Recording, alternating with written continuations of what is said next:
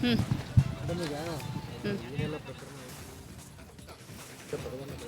ಹ್ಞೂ ಹ್ಞೂ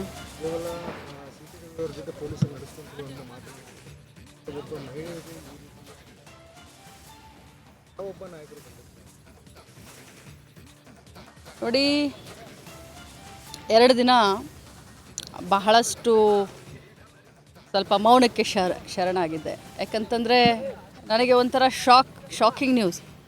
ಯಾವತ್ತೂ ಕೂಡ ಯಾರ ಕಡೆಯಿಂದ ಸರಿದು ಕುಂಡ್ರು ಅಂತ ಅನ್ನಿಸ್ಕೊಂಡಿಲ್ಲ. ಯಾಕಂದರೆ ಅನ್ಯಾಯದ ವಿರುದ್ಧ ಹೋರಾಟ ಮಾಡಿಕೊಂಡೆ ಇಲ್ಲಿವರೆಗೆ ಬಂದಿದ್ದೀನಿ. ನನ್ನ ಕರಿಯರ್ ಏನು ರೆಡ್ ಕಾರ್ಪೆಟ್ ಏನಿಲ್ಲ. 26 ವರ್ಷ ಸಂಘರ್ಷ ಮಾಡಿ ಈ ಮಟ್ಟಕ್ಕೆ ಬಂದಿದ್ದೀನಿ. ಆದರೆ ಬಿ ಜೆ ಪಿಯ ಎಲ್ಲ ನಾಯಕರನ್ನ ನೋಡಿದ್ರೆ ನನಗೆ ನಿಜವಾಗ್ಲೂ ಒಂದು ಕಡೆ ಅವ್ರ ಬಗ್ಗೆ ಮರುಕು ಹುಟ್ಟುತ್ತೆ.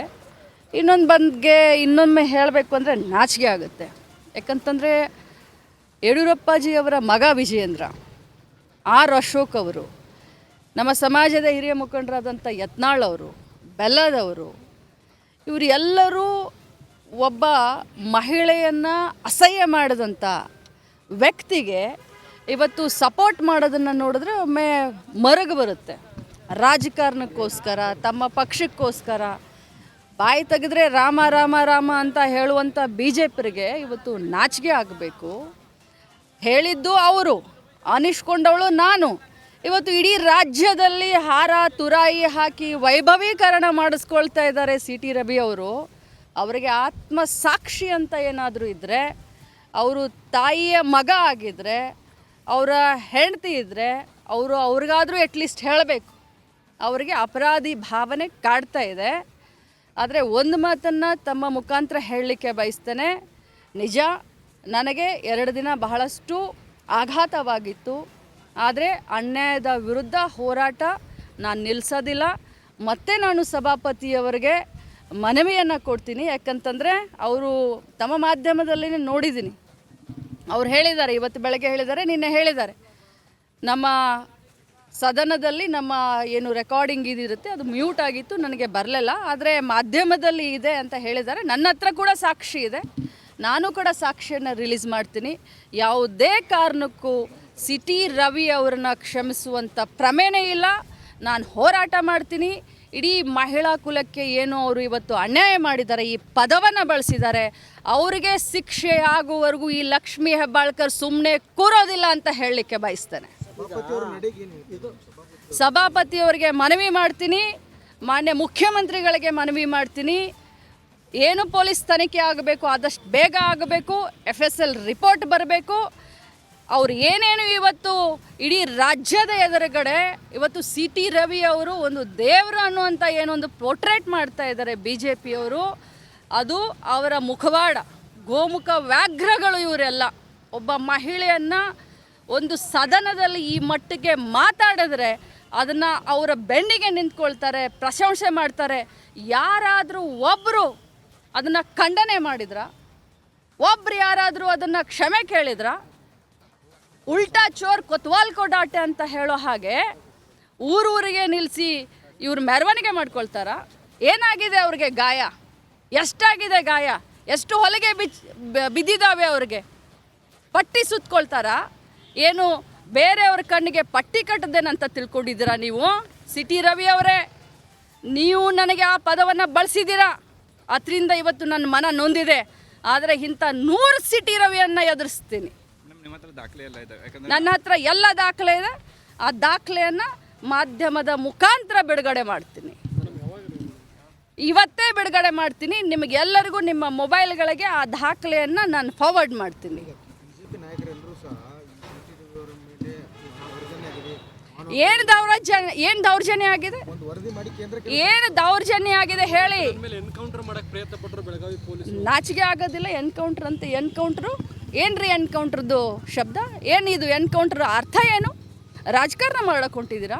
ಒಂದು ಮಹಿಳೆಗೆ ಇವತ್ತು ಅನ್ಯಾಯ ಆಗಿದೆ. ಯಾವ ಮಹಿಳೆ? ಈ ರಾಜ್ಯದ ಒಬ್ಬ ಮಹಿಳಾ ಮತ್ತು ಮಕ್ಕಳ ಕಲ್ಯಾಣ ಇಲಾಖೆಯ ಒಬ್ಬ ಸಚಿವೆಗೆ ಅನ್ಯಾಯ ಆಗಿದೆ. ಅದರ ಬಗ್ಗೆ ವಿಚಾರ ಮಾಡೋದು ಬಿಟ್ಟು ಎಲ್ಲಿ ಇಡೀ ಕರ್ನಾಟಕ ರಾಜ್ಯದ ಜನ ನಮಗೆ ಚೀಮಾರಿ ಹಾಕ್ತಾರೆ ನಿಮಗೆ ಅಂತ ತಿಳ್ಕೊಂಡು ಇವತ್ತು ಉಲ್ಟಾ ನಮ್ಮ ಮೇಲೆ ಹೇಳಕ್ಕೆ ಬಂದಿದ್ದೀರಾ? ಏನ್ರಿ ಆಗಿದೆ ನಿಮಗೆ? ಏನ್ರಿ ಸುತ್ತಾಕ್ಸಿದ್ದಾರೆ? ಯಾರ್ರಿ ಸುತ್ತಾಕ್ಸಿದ್ದಾರೆ? ಕಾನೂನು ಪ್ರಕಾರ ಏನು ಪೊಲೀಸರು ಮಾಡಬೇಕು ಅದನ್ನು ಮಾಡಿದ್ದಾರೆ. ಅದು ರಾತ್ರಿ ಸುತ್ತಾಕ್ಸಿದಾರೋ, ಹಗಲು ಸುತ್ತಾಕ್ಸಿದಾರೋ, ಈ ಸ್ಟೇಷನ್ ಕರ್ಕೊಂಡು ಹೋಗಿದ್ದಾರೋ, ಆ ಸ್ಟೇಷನ್ ಕರ್ಕೊಂಡು ಹೋಗಿದ್ದಾರೋ, ಅದೆಲ್ಲ ಬಿಡಿ. ಮೊದಲು ಮೂಲ ಕಾರಣ ಏನು, ಯಾವುದಕ್ಕೋಸ್ಕರ ಅವ್ರ ಮೇಲೆ FIR ಆಯಿತು, ಏನು ಮೂಲ ಕಾರಣ ಅನ್ನೋದನ್ನ ಬಿಟ್ಬಿಟ್ಟು ಸುತ್ತಾಕಿಸ್ತಾ ಇದ್ದೀರಾ. ಅವ್ರು ಪೊಲೀಸ್ ಸ್ಟೇಷನ್ ಸುತ್ತಾಕಿಸಿದ್ರಂತೆ, ನೀವು ಕರ್ನಾಟಕ ರಾಜ್ಯದ ಜನರನ್ನು ಸುತ್ತಾಕಿಸ್ತಾ ಇದ್ದೀರಾ. ದಾರಿ ತಪ್ಪಿಸುವಂಥ, ದಿಕ್ಕು ತಪ್ಪಿಸುವಂಥ ಕೆಲಸ ಮಾಡ್ತಿದ್ದೀರಾ BJPಯವರೇ. ನಾಚಿಕೆ ಆಗೋದಿಲ್ಲ ನಿಮಗೆ? ಅನಿಸ್ಕೊಂಡವಳು ನಾನು, ಅನುಭವಿಸ್ತಾ ಇರೋಳು ನಾನು. ಇವತ್ತು ನಾನೇನು 2 ದಿನ ಮನೆಯಲ್ಲಿ ಕೂತ್ಕೊಂಡೆ ಅಂತಂದರೆ ನೀವೇನು ಇಂಟರ್ವ್ಯೂ ಕೊಡೋದು, ಏನು ನಿಮ್ಮನ್ನು ಜೈ ಜಯಕಾರ ಹಾಕ್ಸೋದು, ನಾಚಿಕೆ ಆಗೋದಿಲ್ಲ ನಿಮಗೆ? ನಿಮ್ಮ ಮನೆಯಲ್ಲಿ ಹೆಣ್ಮಕ್ಳಿಲ್ವಾ? ನಿಮಗೆ ಆತ್ಮಸಾಕ್ಷಿ ಇಲ್ವಾ? ದೇವ್ರ ಹತ್ರ ಹೋಗಿ ನಿಂತ್ಕೊಳ್ತೀರಲ್ರಿ. ಎಲ್ಲ ನ್ಯಾಯಾಲಯದ ನಂತರ ಆ ನ್ಯಾಯಾಲಯ ಒಂದಿದೆ, ಉಸ್ಕಿ ಲಾಠಿ ಮೇ ಆವಾಜ್ ನಹೀ ಹೋತಿ ಹೈ, ಉಸ್ಕಿ ಲಾಠಿ ಮೇ ಆವಾಜ್ ನಹೀ ಹೋತಿ ಹೈ. ಗೊತ್ತಾಗುತ್ತೆ ನಿಮಗೆ ಒಂದು ದಿನ. ಕಾನೂನು ಹೋರಾಟ ಮುಂದುವರಿಸ್ತೀನಿ. ಮಾನ್ಯ ಪ್ರಧಾನಮಂತ್ರಿಗಳಾದಂಥ ನರೇಂದ್ರ ಮೋದಿ ಅವರನ್ನು ಕೇಳ್ತೀನಿ, ಮಾನ್ಯ ನಮ್ಮ ರಾಷ್ಟ್ರಪತಿಗಳಾದಂಥ ಅವರಿಗೆ ನಾನು ಪತ್ರ ಬರಿತೀನಿ. ನನಗೆ ಅವಕಾಶ ಸಿಕ್ಕರೆ ಈ ದೇಶದ ಪ್ರಧಾನಮಂತ್ರಿಗಳನ್ನು ಭೇಟಿಯಾಗಿ ನನಗೆ ಆದಂಥ ಅನ್ಯಾಯವನ್ನು ವಿವರಿಸ್ತೀನಿ. ಅದೆಲ್ಲ ಬಿಟ್ಟುಬಿಡ್ರಿ, ನನಗೆ ಅದೆಲ್ಲ ಬೇಕಾಗಿಲ್ಲ. ನನಗೆ ಅನ್ಯಾಯ ಆಗಿದೆ. ಎಲ್ಲದಕ್ಕಿಂತ ಮೊದಲು ನಾನೊಬ್ಬ ಮಹಿಳೆ, ಈ ರಾಜ್ಯದ, ಈ ಚೆನ್ನಮ್ಮನಾಡಿನ ಒಬ್ಬ ಮಹಿಳೆ. ನನ್ನ ಸ್ವಾಭಿಮಾನಕ್ಕೆ ಪೆಟ್ಟು ಕೂತಿದೆ.